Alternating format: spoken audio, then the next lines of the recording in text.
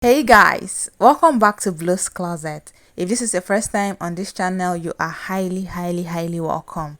In today's video, I will be taking us through the step-by-step process of creating a shirt collar. I'm going to be taking us through the pattern drafting process, and I'll also show us how to cut this and attach it to your shirt neckline. So if this sounds like something that you're interested in learning, keep on watching and let us get straight into this tutorial.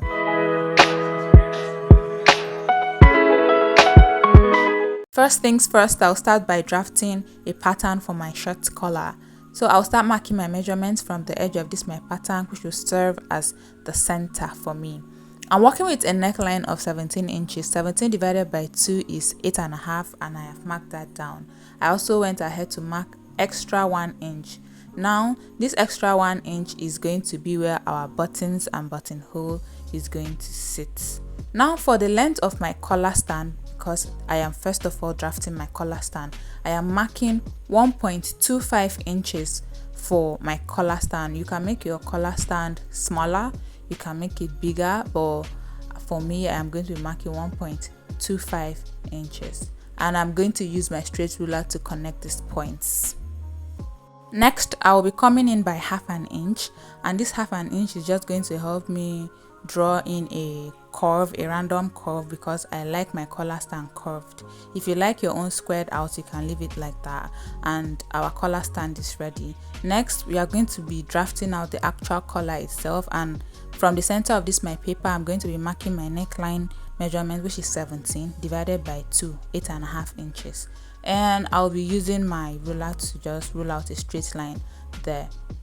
Now I am going to be marking the exact measurement of my collar stand onto the center part of this my pattern paper. You can use whatever measurement you want, but I started to use that same 1.5 inches. And now right here I am going to be marking 2 inches at the ends like this. I'm going to be marking 2 inches. So again, this is dependent on how big you want your collar to be. I don't want my collar to be too big, so that is why I marked 2 inches. Okay, now from this line that we squared out earlier, I am going to be marking half an inch, and I'll be drawing a slanted line to meet that my 7.5 inches. If you want your collar to be more pointy, you can mark out 1 inch and connect it back with a slanted line. But if you don't want it to be too pointy, then you can use half an inch like I used, or 0.25 inches. And at this juncture, our collar stand and our collar itself is basically ready. So I'm just going to go ahead and label this, so that I will know that this is for a neckline of 17 inches, and I'll go ahead and cut this out. After cutting it out, this is what we have. Our collar and our collar stand is ready, and this is just me going in to indicate that this collar is supposed to be cut on fold.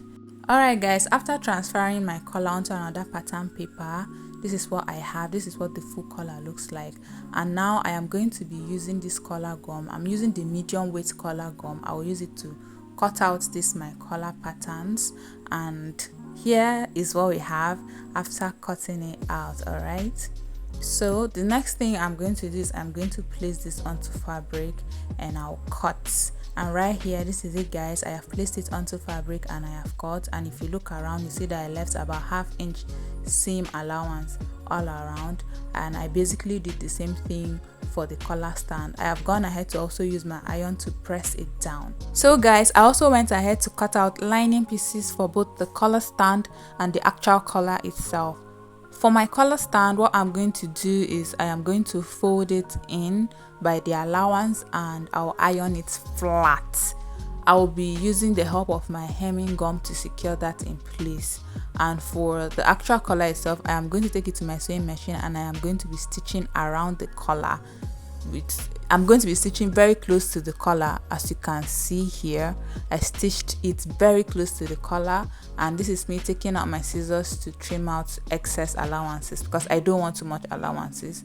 And I'm going to be turning this inside out, and after turning it inside out, this is what it looks like. And for my collar stand, I have ironed it down flat like I said I would. I use my hemming gum so that nothing is moving anywhere. And here, this is my collar stand. I have also gone ahead to iron it flat and it's looking so fine. So next I'll take this to my sewing machine and I'm going to run a stitch around it for the purpose of decoration. It is optional, but if you want to have a stitch around it, you can. Alright, moving forward, I went ahead to make notches on the center part of both my collar and my collar stand, and also the lining piece for the collar stand. So I'm going to be placing my collar stand on top of my collar, matching it, aligning it at the center. I'm just going to align those notches that I made, and next I am going to bring the lining for my collar stand and I am going to be placing it under. Okay, so what I have is lining piece, the collar itself, and the collar stand on top. I hope that is clear. So I am going to be pinning everything down. I'm going to explain this again. So what I have is like the lining piece for my collar stand at the bottom, the collar itself, and the collar stand on top, and everything is aligned at the middle. Remember that I notched it. So what I'm going to do now is I'm going to take this to my sewing machine and I am going to be sewing around this my collar stand, very close to my collar stand, all the way around to this other side. And guys, this is what it looks like after I have stitched it. As you can see, it's very close to the collar stand. I hope it is clear enough for us to see, guys. Next, I'm just going to trim out the excess allowances, notched the curved parts of this my collar stand, and turning everything inside out. This is what I have, guys. As you can see, our collar is almost ready. In fact, this is ready. All we need to do is give it a very nice press, and this is what it looks like. It's looking so beautiful. So this is me trimming out excess allowance and making sure that I have just about half an inch, and I've also gone ahead to notch the center of this my collar. Next, I am going to bring my shirt that I already made, and I am going to be folding the neckline into two, and I'm aligning it between the center notch of my collar to make sure that it fits, and as you can see, it fits properly. So I'll be notching that center part, and I'll open up my neckline like this. And what I'm going to do is I'm going to be aligning the collar itself, the notched part of the collar, which is the center part of the collar, to the notch part of the neckline, which is the center part of the neckline. I hope that makes sense. And I am going to pin the whole thing down. The essence of creating all these notches is to make sure that everything is, well aligned at, the middle, so that we don't have excesses or shortages at one point. So after pinning this, I'll take it to my sewing machine and stitch it down by that half-inch allowance that we left. And this is what it looks like after I was done stitching it, guys. And this is the back view. Finally, guys, we are going to be closing up this our collar.